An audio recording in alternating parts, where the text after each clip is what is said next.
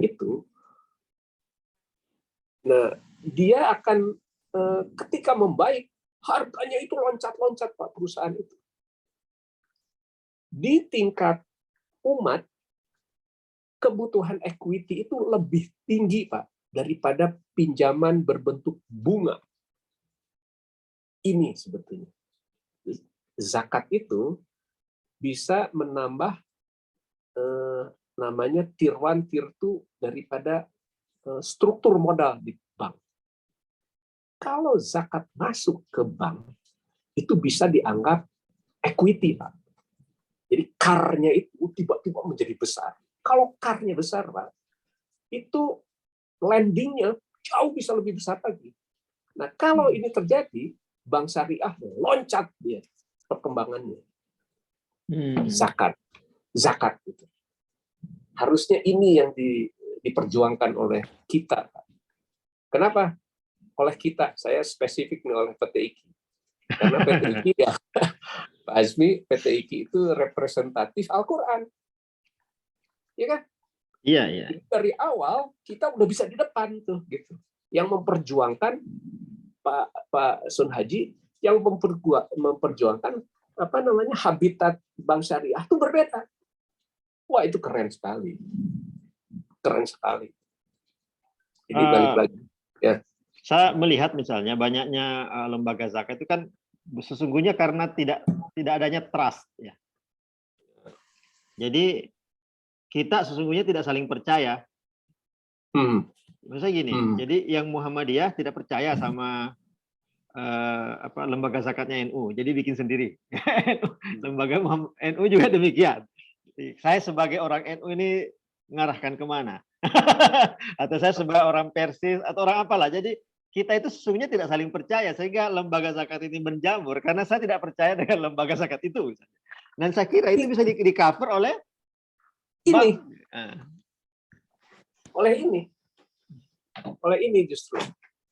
Zakat harus menjadi energi luar biasa, menjadi pemersatu umat yang sebenarnya. Dan selama ini terpecah di tangan lembaga-lembaga itu ya? Nah itu. Kita kan tidak tahu dikasih kemana Mas Kunaji. Saya mau nanya Mas Kunaji sama Pak Azmi. Zakat Pak Azmi dikemanakan? Disalurkan kemana? Kita nggak tahu. Kan? Kita bukan tidak percaya sama lembaga zakat. Astagfirullahaladzim. Mohon ampun saya. Tidak. Bukan tidak percaya itu. Tapi menurut saya, being profesional itu adalah salah satunya fokus saja kepada zakatnya itu. Begitu dia melakukan pembagian dan lain sebagainya, it has to be another institution gitu. Kalau berkaitan dengan memperkuat ekonomi itu adalah perbankan. Perbankan mana? Ya satu-satunya bank syariah, Pak. Satu-satunya bank syariah. Gitu. Iya, di bank syariah Muhammadiyah sama NU bisa bareng. Kalau di lembaga zakat tidak dia. Jadi ketika berbicara bisnis nggak ada urusan sama siapa, jadi berteman kan? Berteman ya. Jadi berteman gitu. Itulah pemersatu yang mempersatukannya. Gitu. Nah ini menurut tema saya Pak Azmi, saya pikir dan teman-teman di PTIQ harus duduk bersama-sama gitu ya, melihat niche market. Balik lagi, niche marketnya itu kita mengarah kepada itu dan diarahkan semua resources ke sana. Begitu muncul beda gitu. Beda gitu. Oh ya, ada pertanyaan nih dari tapi udah nggak ada kayaknya orangnya. Bagaimana caranya mendirikan koperasi syariah yang sesuai dengan kebutuhan umat? Ya mungkin koperasi dulu nih. Kenapa koperasi kan bagus katanya ya, tapi kok tidak begitu ini ya, tidak begitu berkembang. Di mana problemnya nih? Sebelum kita masuk koperasi syariah ya, koperasi sendiri apa yang terjadi pada koperasi itu, Pak? Saya mungkin sudah ketinggalan pula mengenai peraturan koperasi ya. Tapi koperasi itu masih hemat saya itu kan regulasinya kalau tidak salah masih Departemen Koperasi, Kementerian Koperasi ya sekarang ya. Belum dimasuk kepada OJK. Padahal semua yang berkaitan dengan financial institution, kemudian transaksi keuangan apapun, itu seharusnya masuk ke OJK. Jadi saya tidak tahu apakah seperti itu. Sepengetahuan saya masih menyisakan koperasi. Koperasi itu di kita itu kan KUD itu koperasi ketua untung duluan. Jadi pengurusnya dulu ya, yang kaya-kaya itu kan itu. Padahal cerita koperasi yang berhasil itu kalau di perbankan ada Pak tingkat dunia. Apa itu? Rabobank.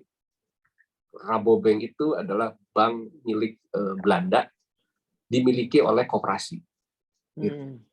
Itu Rabobank. Itu bank luar biasa. Nah, sebetulnya Bank Syariah Indonesia itu ketika masuk ke pasar modal, itu kan kurang lebih pasar modal itu, Pak. Itu kan kurang lebih kan sahamnya dimiliki bersama. Hanya saja pasar modal itu shares bukan one share one vote itu. Tergantung dari sahamnya itu sendiri. Ketika dia menjadi sahamnya dibagi 1 miliar saham, suaranya jadi 1 miliar kan. Jadi pemilik yang paling besar itulah yang menguasai kan. Koperasi itu kan tidak. Sebesar apapun satu suara gitu. Nah, itu yang mungkin kurang fit dengan kondisi pasar sekarang gitu. Masa saya sahamnya misalnya 100 miliar sama dengan pemodal yang setornya 10 juta rupiah, kan nggak bisa kan gitu kan. Itu koperasi itu problemnya di sisi itu. Sangat Masih sosialis bisa. dia. Nah, agak-agak sosial. Walaupun sebetulnya kalau kita kembali ke Bapak Koperasi Indonesia kan Hatta ya. Hatta itu indah sekali gitu ininya tuh apa sangat Islami itu sebetulnya. Tetapi jangan dikatakan bahwa menurut saya, mohon maaf, mohon ampun juga nih kalau saya salah. Jangan berkata bahwa satu-satunya representasi bentuk usaha Islami itu koperasi. Tidak juga kalau menurut saya. Tapi koperasi harus bisa dikembangkan. Ada hal-hal yang fundamental yang belum bisa dipecahkan oleh koperasi sendiri. Karena itu pertumbuhannya menjadi sangat terbatas di Indonesia. Biasanya koperasi itu identik dengan pengurusnya duluan kan. Pengurusnya duluan. Itu yang saya sayangkan sekali. Tapi bukan tidak ada yang berhasil. Ya itu tadi, Rabobank salah satunya yang berhasil. Kemudian ada koperasi di kita juga ada beberapa kan yang pemilik bank kalau tidak salah itu yang di apa namanya itu juga yang dulu pendiri GKBI itu udah meninggal orangnya. Nah adanya itu adalah pemilik koperasi yang mendirikan bank, banknya juga kalau nggak salah itu berhasil. Tapi itu one of the apa namanya perkecualian lah, ada beberapa. Secara umum tidak cukup berkembang, sayang. Ya, kita ke koperasi syariah. Memang konvensional itu kan tadi kan kegelisahannya Bank Syariah kan riba kan. Kalau koperasi yang konvensional juga riba apa? Kenapa harus ada bank koperasi syariah gitu? Apa kegelisahan koperasi syariah terhadap koperasi konvensional? Azmi mungkin punya pendapat. Silakan Pak Dr. Azmi mungkin punya informasi tentang koperasi karena ada yang nanya ini, Bu Mimi. Silakan. Nah, silakan Pak Ibi. Pak Ibi yang praktisi nih.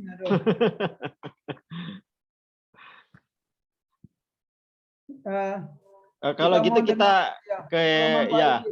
kita ke masa depannya nih, masa depannya Bank Syariah ya. Maksud saya Bank Syariah kan sedang memasuki era baru dengan berdirinya BSI ya. Sesuatu yang saya pikir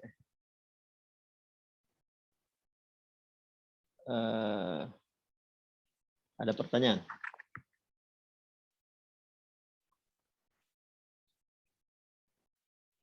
Oh, ada yang nanya, apakah bank syariah itu sesuai dengan syariah? Ya, itu saya pikir pertanyaan intinya, apakah bank syariah sesuai dengan syariah? Ini dari Pak Zainul Hakim. Di rootnya Bank Muamalat pertama itu namanya Zainul Bahar Nur. Mirip namanya Zainul Hakim. Ya? Zainul Bahar Nur. Bank kemudian menjadi duta besar di Jordan kalau tidak salah. Sahabat saya. Begini, sepengetahuan saya, karena ada kebutuhan itulah bank syariah didirikan. Sepanjang yang ada sekarang, apakah sesuai dengan syariah? Sesuai. Karena pertama adalah mereka mempunyai, ada dewannya, dewan syariahnya. Dewan syariah itu memberikan arahan supaya tetap sesuai dengan syariah. Jadi dijaga benar gitu hal-hal seperti itunya. Nah, malah karena taat sekali kepada aturan gitu, saya juga curiganya apakah itu karena itu pula gitu kreativitasnya juga tidak terlalu banyak berkembang gitu ya. Oh iya, Itu iya, juga, iya. itu menjadi salah satu pertanyaan saya gitu. Kedua, tapi yang lebih utama lagi, saya berpikir habitatnya itu Pak Azmi, yang di atasnya itu. Sekarang itu BSI berkembang pesat itu karena bukan karena produk syariah, gitu. Saya meyakini itu bukan karena produk syariahnya. Ini justru yang harusnya menjadi momen yang dijadikan modal. Kan begini, tapi kan BSI bisa mengklaim, look, saya bank syariah dan berhasil melewati harga-harga bank konvensional. Betul kan? Ya. Apapun alasannya, Pak.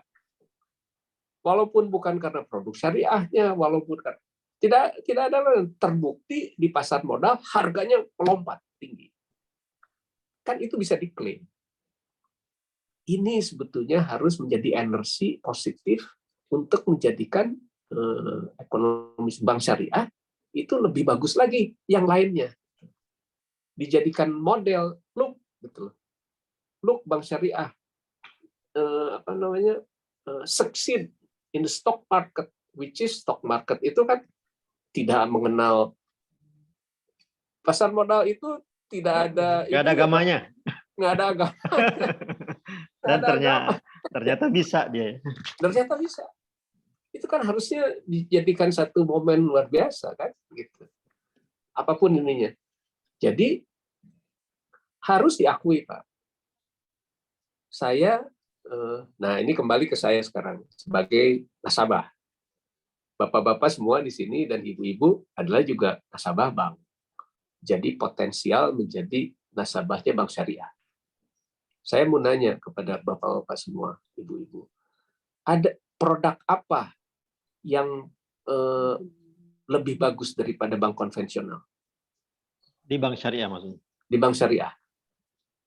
Kecuali syariahnya. Kecuali syariahnya. Iya kan? Betul kan? Kecuali syariahnya. Kecuali syahadatnya. Kecuali syahadat, kecuali akadnya, Pak. Ketika berakad itu kan ada akadnya kan, memakai bismillah, memakai dan lain sebagainya. Hanya itu. Dan yang luar biasa, nah ini juga modal yang luar biasa besar. Terus terang banyak nasabahnya rela membayar bunga lebih mahal, bukan bunga ya, bukan bunga. Tapi kalau dihitung secara bunga, Pak, ketika berbank kepada bank syariah, itu sebetulnya lebih mahal dari bank konvensional. Bulanannya, mereka installment basisnya untuk membayar KPR-nya atau membayar apanya, itu lebih mahal. Dan tetap mereka lakukan itu. Kenapa? Merasa tenang hatinya. Nah, itu tagline-nya Bang Muamalah itu. Itu menenteramkan hati. Ya, menenteramkan hati. Seharusnya Pak, menurut hemat saya Pak Azmi, Kalau semisalnya bank syariah sudah bisa bertarung di tempat yang tidak ada agamanya, harusnya produk-produk lain pun bisa bertarung. Jadi seharusnya harganya lebih murah. Harga sama pun harusnya bisa. Produknya pun harus bisa. Malah harus lebih baik. Kenapa harus lebih baik? Karena masih muda, Pak. Kalau bank sudah besar itu, merubah sedikit itu berat dia merubahnya, Pak. Kalau bank-bank masih kecil itu kan dia relatif lebih mudah kan seharusnya. Fleksibel.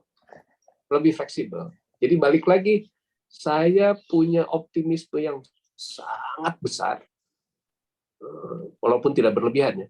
Nggak boleh berlebihan dalam agama. Gulu katanya. Gulu. Nah, Ifrat atau tafrid. tapi potensinya besar. Dan it's already been there gitu, for some times. Karena nasabah itu willing to pay more gitu, dibandingkan dengan bank-bank konvensional. Sudah terbukti.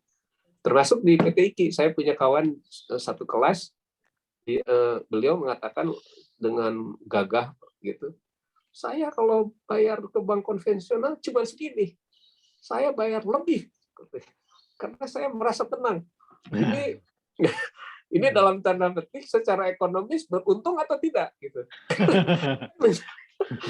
Kan menjadi bahan pertanyaan, Pak Sunarji. Apakah berbank syariah itu harus menerima begitu saja gitu? Oke. Lebih mahal? Kan harusnya tidak. Harusnya tidak. Harusnya ini bukan kekurangan bank syariah tapi tantangan bagi bank syariah. Bukan. Nah, hal-hal seperti ini harus di-attach gitu, harus di-address gitu. Suka di-attach. Ini pertanyaan Pak Ustadz Margono, sahabat saya. Bertanya saya pikir agak berkaitan ya dengan apa namanya interest keagamaan itu. Dengan ekonomi. Jadi dia bertanya, bagaimana pendapat Bapak tentang sensitivitas ekonomi Islam kurang kuat dibandingkan Malaysia? Ya, ini menurut beliau. Nanti apakah benar demikian kita lihat. Yang terbukti demo tidak memakai produk Cina di sana berhasil, katanya. Sehingga membangkrutkan perusahaan Cina. Apakah kesadaran ekonomi syariah belum mapan sehingga koperasi syariah yang sama yang pakai demo yang sama ini kok pada tutup ya? Ya di dekat rumah saya ada 212 Mart tutup, nggak jauh dari rumah.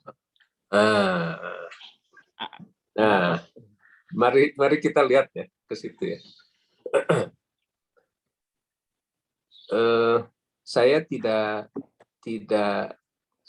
Saya mau menjadi netral saja, Pak ya. Ketika berbicara mengenai koperasi-koperasi yang didirikan oleh tadi kepentingan umat apapun namanya. Tapi kalau berbicara Mart itu, Pak, gitu ya. Itu Indomart atau 212 dan lain sebagainya. Dari awal posisinya sudah kalah, Pak. Jadi memasuki bisnis itu menurut saya dalam tanda kutip agak salah. Ada jaminan positioningnya salah. Iya, Pak. Begini misalnya, produk yang diminati oleh masyarakat itu apa? Yang paling turnover-nya paling tinggi di Indomart itu apa yang paling tinggi? Sembako. Sembako. Kemudian apalagi itu, Pak? Ya. Indomie kan ya. gitu kan? Ya, mie, terus gula dan lain sebagainya itu. Siapa pemiliknya, Pak?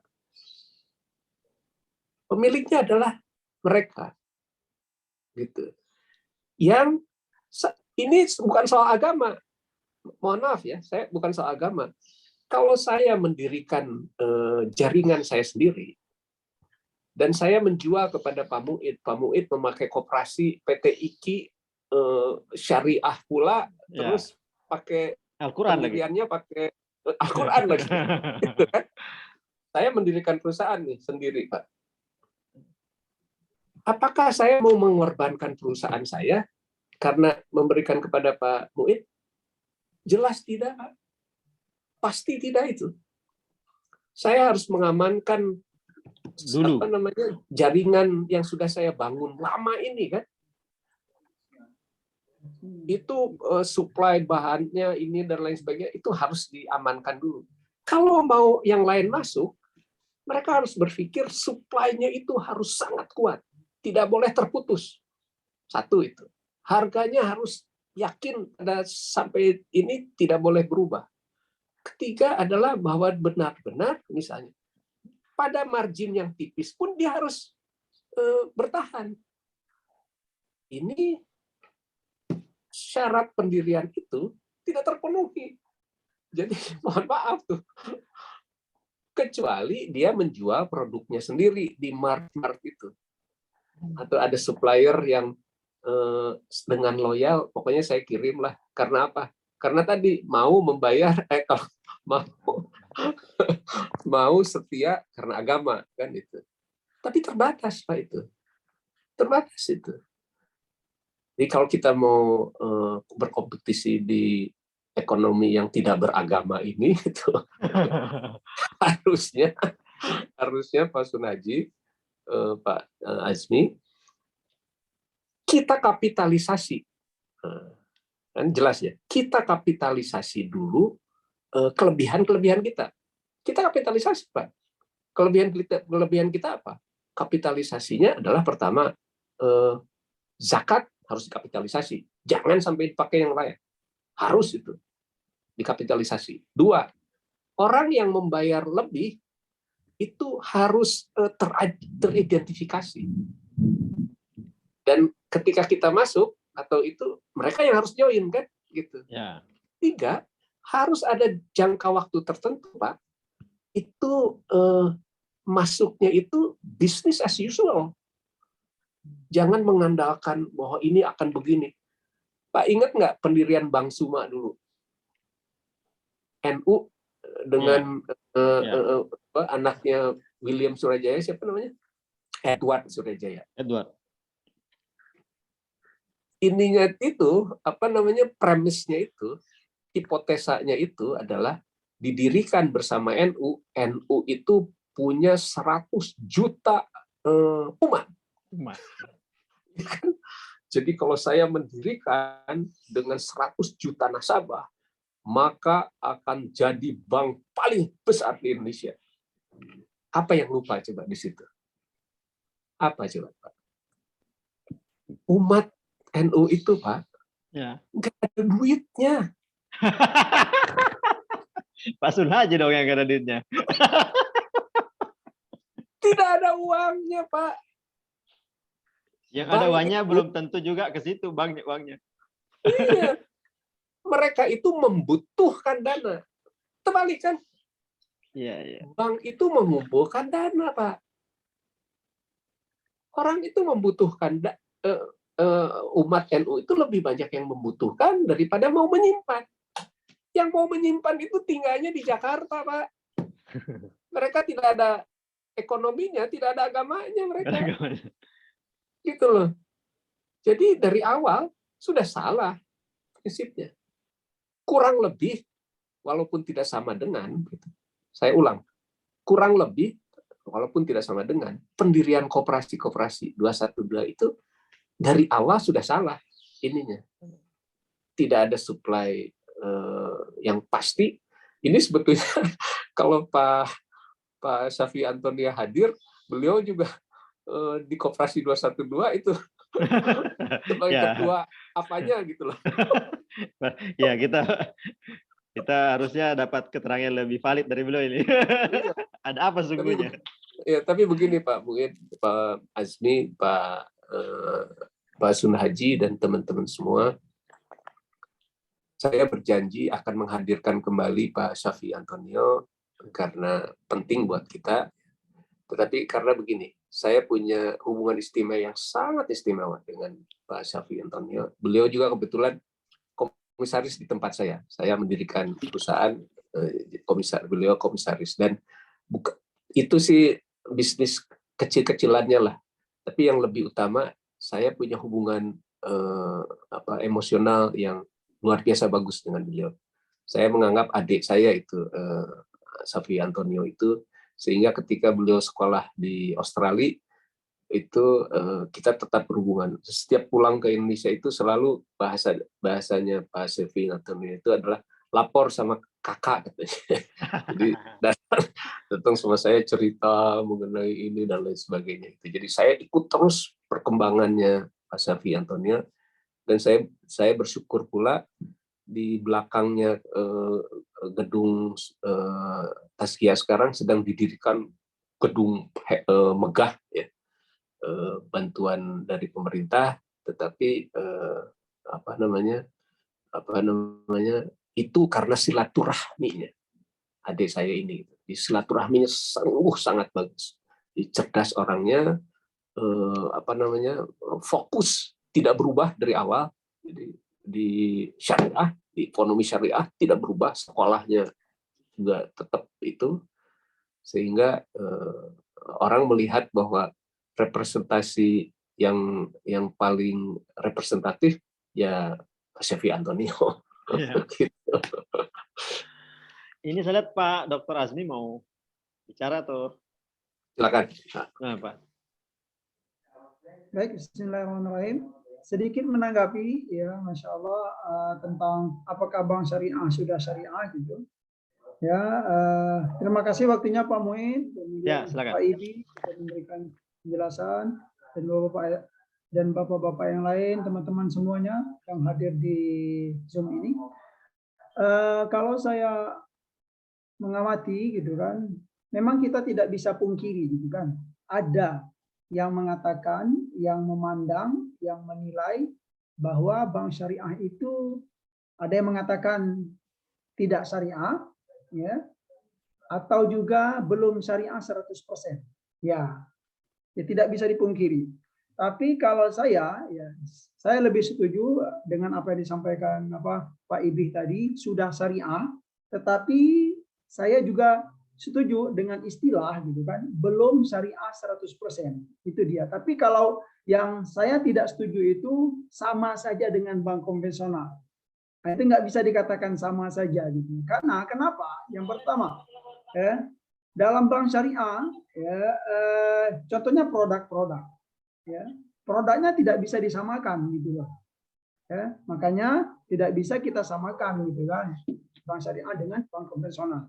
Dalam bank konvensional tidak ada mudharabah, murabahah, dan musyarakah dan lain-lain gitu kan. Namun untuk yang lebih sensitif sekali lah gitu, yang fokusnya masalah ini itu mengatakan iya bank syariah itu belum syariah karena pada titik ini, yaitu titik masih pakai bunga gitu loh, atau margin. Dalam kajian-kajian ekonomi dan keuangan Islam ya, para pakar juga ada beda pendapat tentang apakah margin itu sama dengan bunga atau tidak gitu kan. Ada yang mengatakan sama saja, itu hanya nama lain saja gitu kan. Cuman yang tetap kita tidak bisa mengatakan bank syariah itu sama dengan bank konvensional. Iya, dalam bank syariah itu kan produknya bukan hanya pinjam meminjam saja. Nah, gitu loh. Produk-produk yang lain tetap gitu loh. Itu sesuai dengan syariah, sekalipun yang masih memberi bunga atau ya margin itu ada yang mengatakan itu sama juga dengan bunga dan lain-lain gitu kan. Tetapi dengan hal ini gitu kan, ya kita tetap tidak bisa mengatakan itu sama dengan bank konvensional. Terus saya sudah juga banyak membaca, kemudian mendengarkan penjelasan dari pakar-pakar yang ada di Timur Tengah gitu kan, ya sudah ditampilkan secara jelas seperti di Al Jazeera, banyak sekali program-program tentang keuangan dan ekonomi syariah ini. Al Jazeera, kemudian CNBC Arabik juga gitu kan. Saya sudah mengamati sekali gitu kan, mendengar ya pernyataan para pakar tersebut. Kenapa sih gitu bunga itu tidak bisa gitu kan, belum bisa untuk dihapuskan dalam dunia perbankan gitu kan. Ya, para pakar itu menyatakan ya karena memang itu sudah peraturan kata mereka gitu loh. Peraturan tidak apa kalau kita membuat bank kita harus menjalankan peraturan ini gitu kan. Ya, seingat saya itu adalah yang nyata-nyata menerangkan itu Profesor Dr. Ali Al-Qaradari gitu kan. Beliau adalah pakar keuangan Islam dunia sekarang gitu kan. Dan yang lain juga banyak. Kemudian beliau menetap di Qatar. Itu sangat jelas sekali bahwa untuk sistem bunga itu memang tidak bisa untuk dihapus. Nah, makanya perbankan syariah sampai saat ini masih belum gitu loh, belum bisa untuk menjalankan ya, interaksi keuangan di bank itu tanpa bunga 100% gitu loh. Nah, mungkin titik inilah yang menjadi hal yang istilahnya yang penting sekali gitu kan. Cuman jangan sampai karena titik ini gitu kan, bank syariah itu disamakan semua gitu loh dengan bank konvensional. Jadi saya tidak setuju ya kalau ada yang berpendapat sama saja dengan bank konvensional. Sungguh tidak sama gitu kan. Produk-produk lainnya berjalan seperti syariah gitu kan, murabaha dan mudharabah dan lain-lain. Jadi sebenarnya bank syariah itu dia tersandung sebenarnya tertahan oleh sebuah peraturan atau undang-undang dan atau sistem yang sangat besar, ya terutama masalah rating bunga itu. Nah, teman-teman sekalian, selanjutnya ada buku yang bagus sekali gitu kan, buku karangan Dr. Hussein Kamil Fahmi ya. Itu bagus dari dulu beliau dari tahun 2013 sudah terbit buku itu. Beliau ini adalah Hussein Kamil Fahmi ini adalah pakar senior di IDB gitu kan. Beliau orang Mesir, kemudian pakar keuangan, ya pernah belajar juga di Harvard, kemudian di Massachusetts ya. Tetapi dia setelah mempelajari keuangan dan ekonomi ya, setelah itu dia bertafakuh fiddin ya, belajar fikih memperkuat ilmu keislamannya. Beliau orang Mesir. Nah, kemudian beliau telah menerbitkan sebuah buku yaitu tentang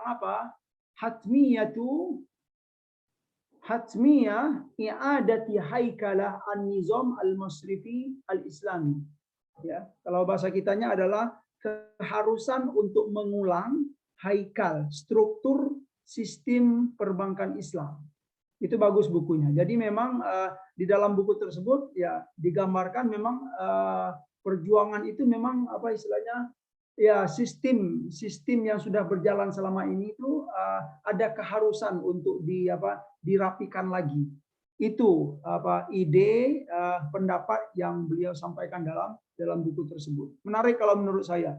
Ya, kalau dari sisi keilmuan, insya Allah beliau ya juga diakui lah gitu kan, pakar senior di IDB ya, di terutamanya di IRTI itu loh, kalau bahasa kitanya IRTI, Islamic Research and Training Institute ya, di bawah IDB ya, yang ada di Jeddah. Mungkin itu yang bisa saya sampaikan gitu kan. Terima kasih. Ya, terima kasih Pak Dr. Azmi. Menarik informasi yang disampaikan. Saya pikir ini penting juga bahwa teman-teman bisa mengakses sertifikat. Sudah di-share linknya, jadi yang membutuhkan sertifikat untuk pertemuan kita kali ini, walaupun Pak Muhammad Syafi'i Antonionya tidak hadir, dan tadi Pak Ibih berjanji akan mencoba menghadirkan beliau kembali di lain waktu, karena bagaimanapun adalah beliau legenda hidup legenda hidup untuk Bank Syariah, dan pasti banyak inspirasi yang menarik bagi kita, terutama secara pribadi bagi Institut PTIQ Jakarta, lebih spesifik lagi program studi kita yang masih belia ini masih baru lahir, untuk meneropong ke depan bagaimana harusnya membentuk alumni-alumni dengan kajian dan mata kuliah yang diberikan nantinya ya kan ya, begitu ya Pak Dr. Asmi. Ada tambahan Pak. Silakan. Pak Safi Antonio juga adalah komisaris di IDB Pak. Jadi beliau komisaris. Nah, ini Islamic Development Bank, kalau menjadi komisaris itu kan sebuah kehormatan yang luar biasa ya. Islamic Development Bank bukan di bawahnya tapi di komisarisnya. Saya tahu sering kalau misalnya pergi itu datang dulu ke kantor dan Kang, saya harus rapat IDB nih sekian hari katanya di Malaysia, di Jeddah, di macam-macam lah. Jadi ini sekali representatif sekali gitu, representatif. Saya insya Allah saya berani berjanji itu karena alhamdulillah saya punya hubungan cukup istimewa dengan beliau. Tadi berkaitan dengan ini Pak, boleh saya menanggapi? Silakan Pak. Silakan. Boleh Pak Ibi. Ya mudharabah, ada apa namanya, musyarakah itu. Syarakah itu dari serikat berkumpul ininya. Jadi kebetulan Pak Asmi, perusahaan saya mendapatkan fasilitas bank dari bank konvensional dan bank syariah. Saya ngambil dari bank syariah itu salah satu alasannya ya karena komisarisnya Pak Antonio Safi.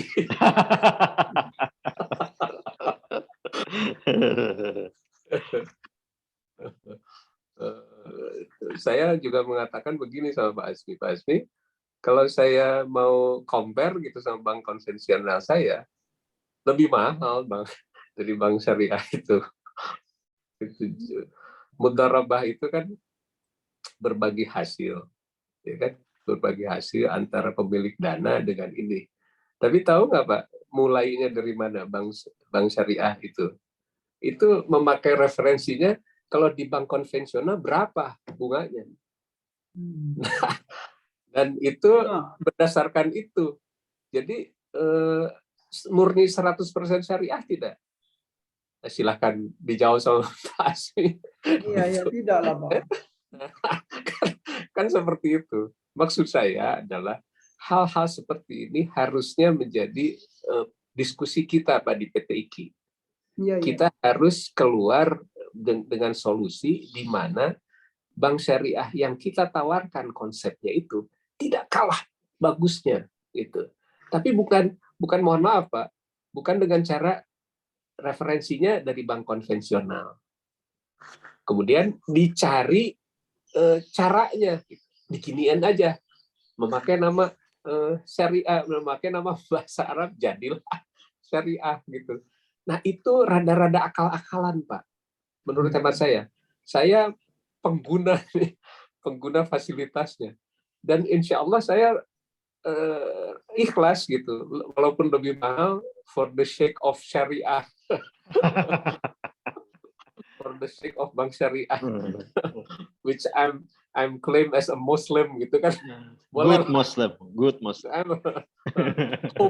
Hopefully Pak. Hopefully. Nah. Oh, ada ini Pak. Ada yang mau nanya nih Pak. Boleh. Silakan Pak Samsu Alam Aliyah. Pak Dokter Samsu Alam. Silakan.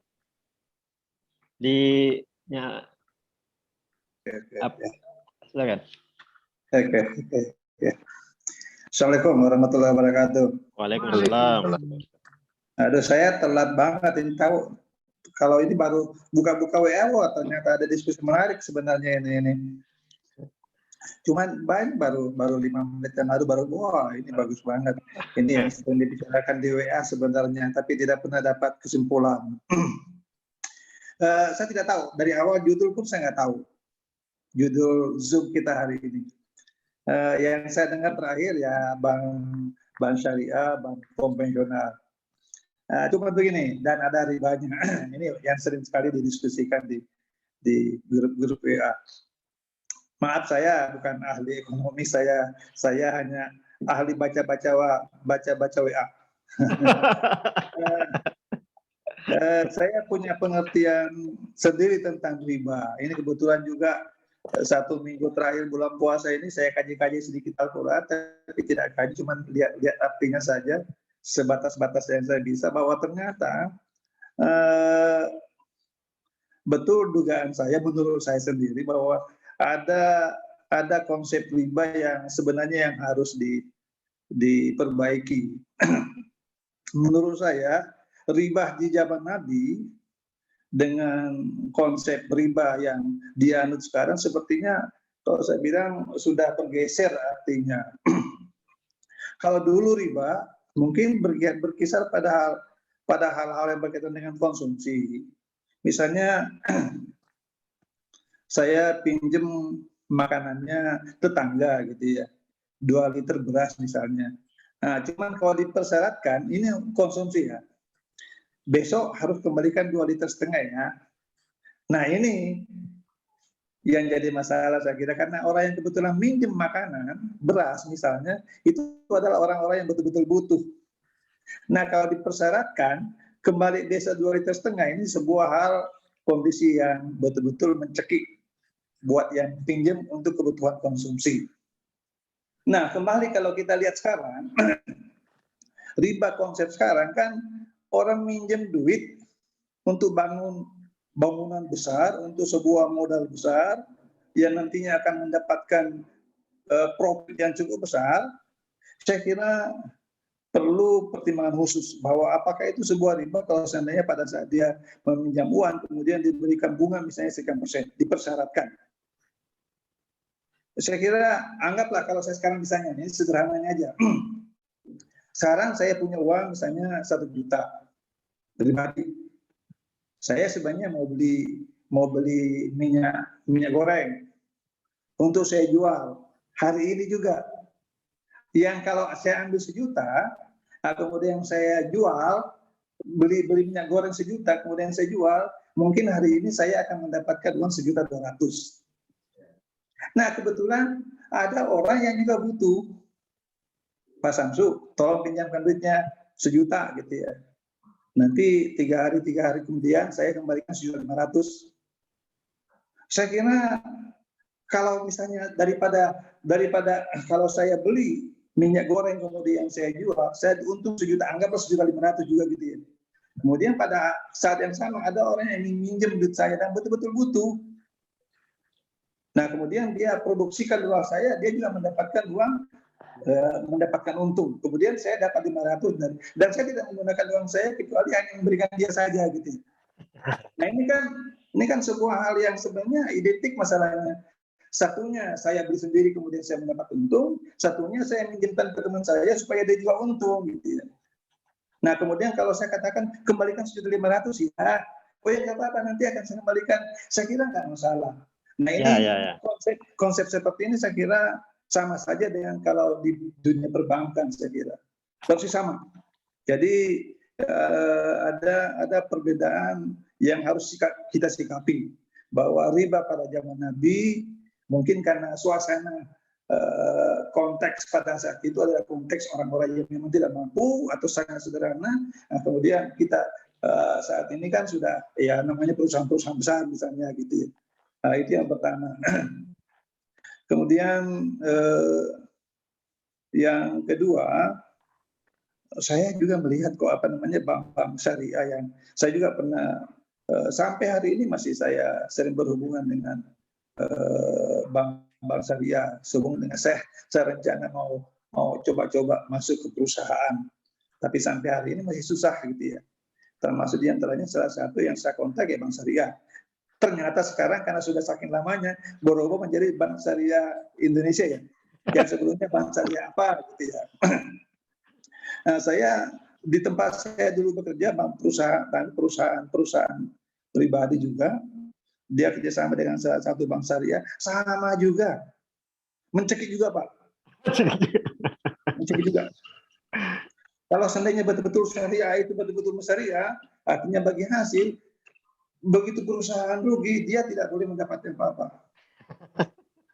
Tapi ternyata enggak, sama saja. Syariah itu adalah hanya label, hanya sekedar mencari ini konsultan sebentar ya. Sekalipun mungkin ada pengalaman lain. Tapi yang saya tahu, yang saya alami, syariah itu hanya label pada sebuah perusahaan keuangan sekedar untuk mencari mensegmentasi pasar saja kalau saya lihat. Nah ini Oke, ini saya kira barangkali itu barangkali saya menarik tangkap itu. barangkali. Ya, ya sudah. Assalamualaikum. Terima kasih Pak Om Samsul. Mungkin Pak Azmin yang menanggapi karena concern pada bidang ini. Baik. Terima kasih Pak Muin. Ya. Ya. Sebentar. Ini Pak Syafi'i ini baru masuk nih. Apakah masuk? Oh, katanya. Ini salam Kang Hapunten sim kuring kurang sehat minum obat jadi ketiduran Masya Allah. Apakah acara masih berlangsung atau bagaimana? Mangga saya bilang mangga diantos aja untuk masuk gitu ya. Ya, masuk aja. Kita ada sekitar 30 menit lah untuk beliau. Ya. Silakan Pak Azmi, Bang. Oke, Pak Azmi sambil menunggu beliau masuk. Oke, Silakan Pak Azmi. bismillah. Terima kasih ya. Tentang bahasan riba ya. Riba itu sebenarnya sudah permanen Pak. Cuman dalam kajiannya adalah riba yang disepakati haramnya itu adalah riba Qur'ani, yaitu riba pinjaman. Jadi riba itu secara global itu dibagi dua, ada riba pinjaman, ada riba jual beli. Riba yang disepakati haramnya itu adalah riba pinjaman. Nah, untuk bahasan yang Bapak sampaikan tadi, Pak Dr. Alam tadi menarik gitu kan. Ada riba yang dikonsumsi, ada riba yang diproduksi. Ya, kalau istilah di kitab Arabnya itu ar-riba al-intaji dan ar-riba al-istihlaki. Ya, para pakar, para ahli fikih itu sudah mengkaji secara dalam gitu kan. Yang kesimpulannya adalah kita temukan kebanyakan dari mereka berpendapat riba itu tetap sekalipun dia dibawa kepada riba pinjaman produksi gitu loh Pak. Ya. Kebanyakan dari pakar hukum, dari pakar tinggi atau pakar ekonomi dan keuangan itu berpendapat yang saya teliti gitu kan, itu tetap sekalipun riba produksi riba produksi itu tetap haram, bukan hanya riba konsumsi. Kalaupun ada yang mengatakan riba produksi itu boleh gitu kan, saya sejauh pengamatan saya itu sedikit pendapat yang mengatakan itu dan tidak kuat. Nah, terus bagaimana solusinya gitu kan? Kalau ada orang sekarang kalau riba pinjaman untuk dikonsumsi mungkin kita setujulah itu tidak boleh karena mencekik pribadi yang sedang butuh, yang sedang berada dalam kekurangan. Terus bagaimana kalau dia untuk produksi gitu kan? Membangun ini perusahaan ini gitu kan. Kalau saya pribadi tetap saja kalau itu memang bersifat pinjaman itu tetap haram. Terus solusinya bagaimana gitu kan? Solusinya jangan minjam duit, Pak. Nah, gitu loh. Solusinya jangan minjam duit, tetapi jadikanlah bank itu sebagai partner kita gitu, bukan sebagai peminjam. Nah, kalau istilahnya kita jadikan bank itu sebagai musyarik kita. Musyarik yaitu teman kongsi gitu loh kan, partner, bukan jadikan bank itu sebagai mukrid atau peminjam. Nah, jadi dia akan kita akan terlepas dari hal itu nanti Pak. Nah, gitu sih kalau yang sejauh yang saya ketahui gitu loh. Terima kasih Pak Dr. Azmi. Iya. Gimana Pak Muhammad Sapiantonya sudah? Sebentar Pak. Ini saya teruskan ininya Pak.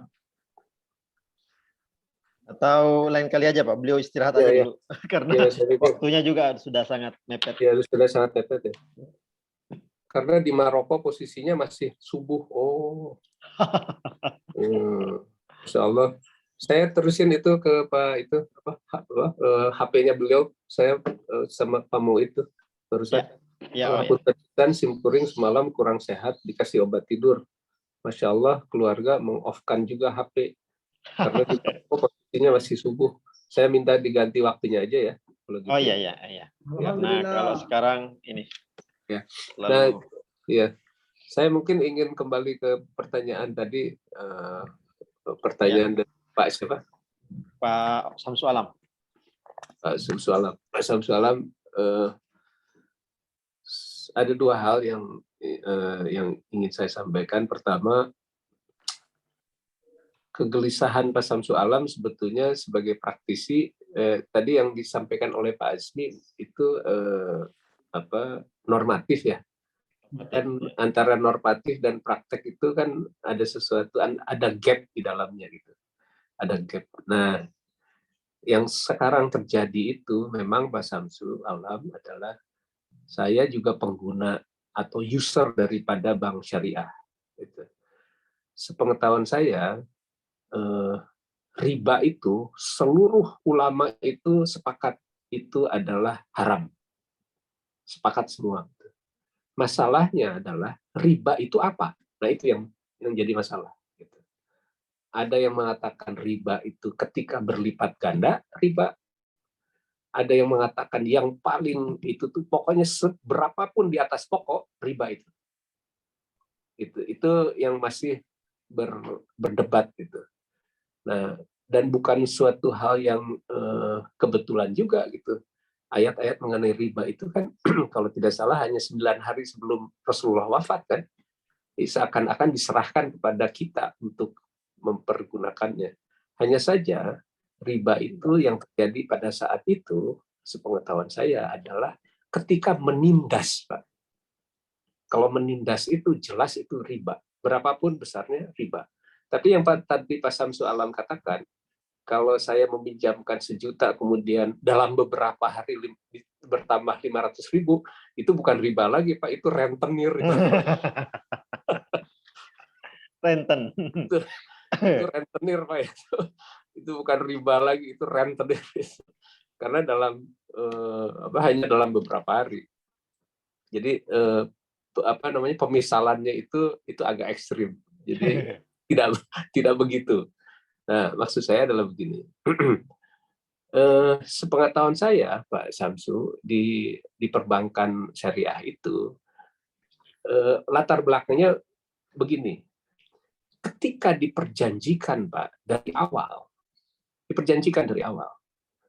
bahwa kita musyarakah nih, kita berbagi menjadi satu kesatuan. Jadi kita bersama-sama berusaha.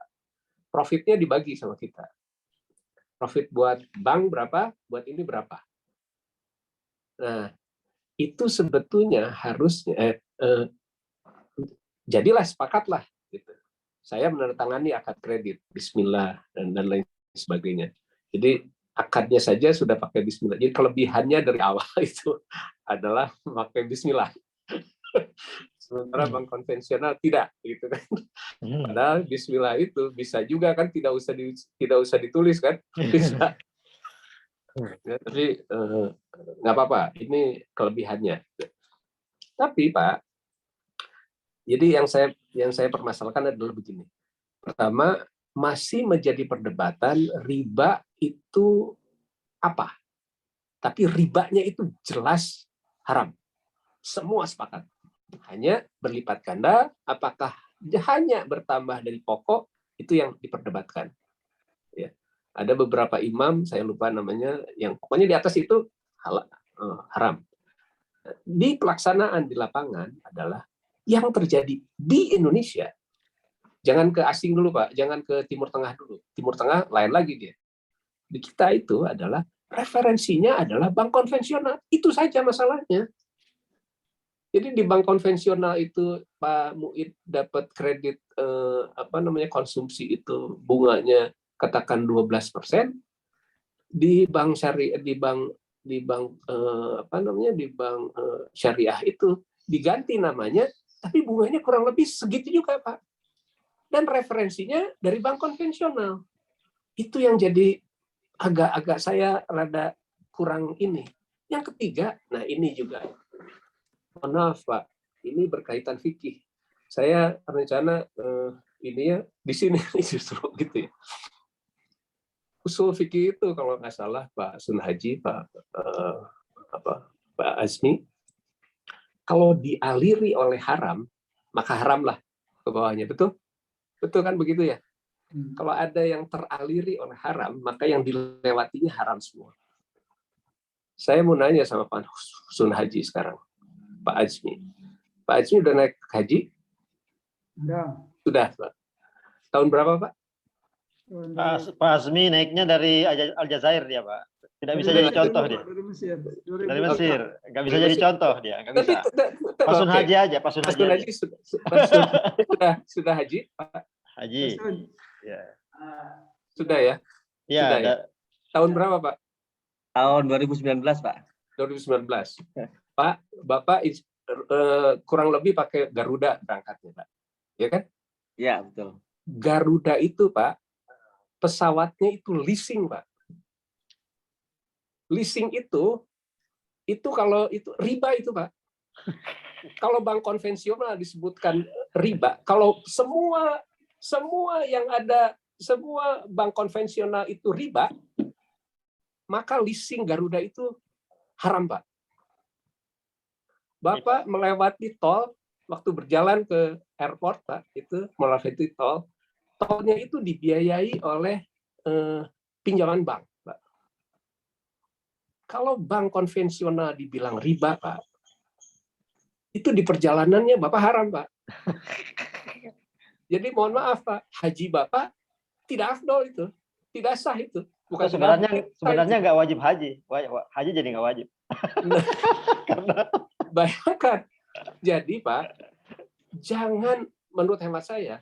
Jadi kalau saya berkaitan dengan ini, satu, bank syariah itu sudah syariah, menurut saya sudah syariah, tetapi belum benar-benar syariah. Sudah syariah dia, ada dewan syariahnya, udah ini, udah. Kenapa belum syariah? Karena referensinya bank konvensional. Padahal bank konvensional itu disebutkan riba dan sudah diharamkan sama MUI, betul tidak? Coba bayangkan. Itu yang saya tidak setuju. Jadi sebaiknya kita ini jadi solusi. Gitu. ya, Jangan mengharamkan solusi. mereka, Pak. Jangan mengharamkan mereka. Karena tiba-tiba semua menjadi haram.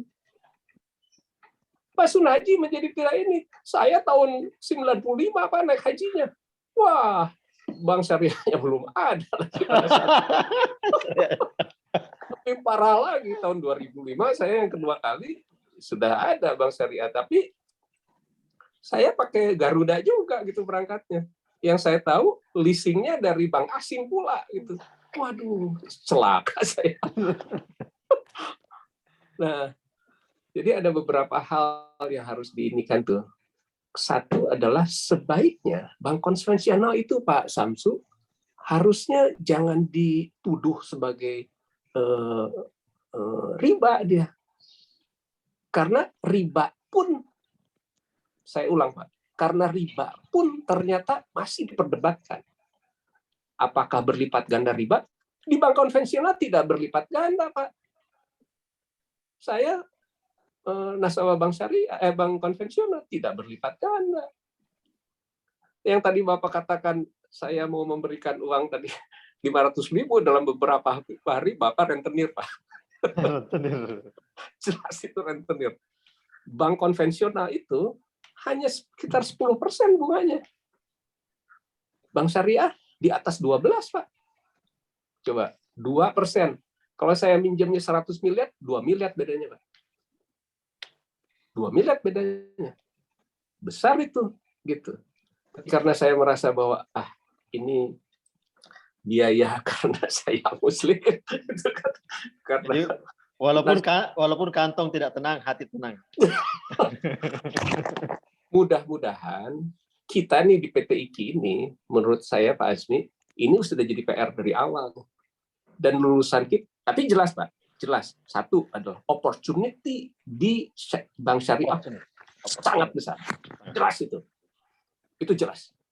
Jadi this is the right decision gitu. PT IKI membuat ekonomi syariah itu benar, jurusan syariah. Dan congratulations Pak Azmi, you are sebagai leader di situ ya. You are the one. You are the one. The chosen one. The chosen one. Insya Allah siapa? Apa? artinya gini ya, Pak Ibi juga tidak mau bahwa kita terus mengeluh ya. Nah, Kita harus itu. jadi bagian the part of solution. Persis. Itu, Pak.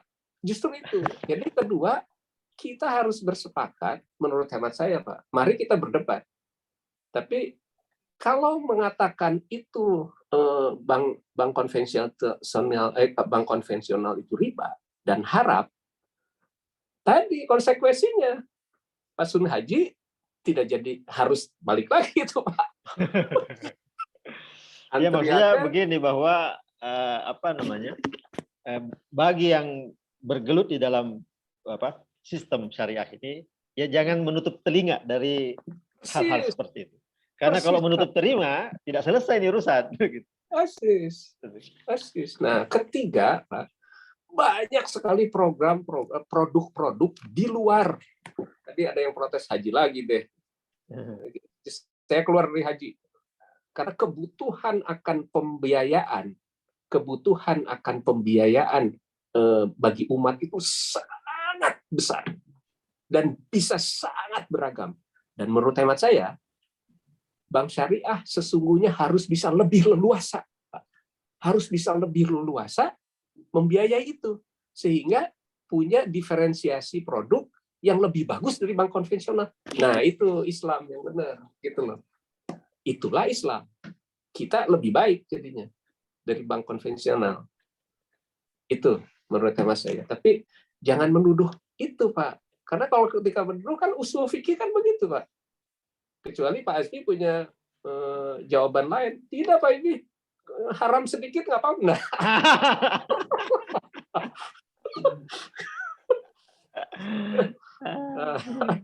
Itu saya bukan ahli fikih gitu.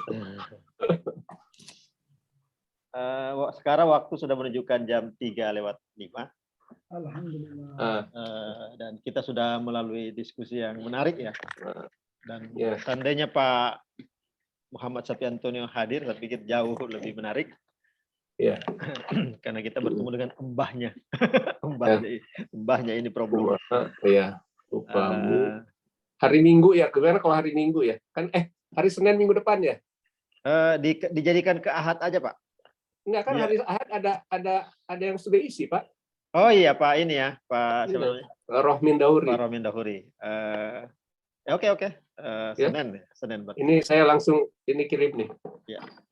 Kita ulang saja, mau Senin minggu depan. Senin, Insya Allah Senin ya, minggu depan. Nanti Pak Dr. Samsualan jangan telat lagi. Informasinya. Nanti saya japri, Pak, biar tidak lupa. Pak Samsu harus hadir lagi nih, Pak. Seru, Pak. Biar lebih seru nanti. Oke, saya kira cukup hari ini ya. Kita ya tentu saja tidak cukup, tetapi bagaimanapun waktu kita harus berdamai dengan jadwal yang lain, sholat asar, dengan juga ada yang mau buka puasa ya, persiapannya dari sekarang. Pikir kita harus mengalami itu ya, hari Ramadan itu menariknya di situ, dan jangan disepelekan. Oke, saya kira terima kasih sekali lagi Pak Dr. Azmi ya. Nah, terima kasih terutama Pak Ibi. Terima kasih Pak Ibi, Pak Moen. Ya, kemudian teman-teman yang sebagai partisipan yang setia. Tentu saja ini kami sangat berutang budi banyak kepada partisipan kita yang selalu ikut walaupun kita tiap minggu mengadakan acara ini dan mereka tetap hadir. Sekali lagi terima kasih dan mohon maaf atas segala kekurangan. Jangan lupa ada sertifikat, silahkan disedot. Terima kasih. Assalamualaikum warahmatullahi wabarakatuh. Waalaikumsalam warahmatullahi wabarakatuh. Terima kasih Pak Ibi. Sama-sama Pak. Sampai ketemu minggu depan ya. Insya Allah Pak Sunaji juga semua. Ya, terima kasih Pak Ibi, terima kasih Pak Azmi. Assalamualaikum Pak Moen. Terima kasih Om. Salam. Ya.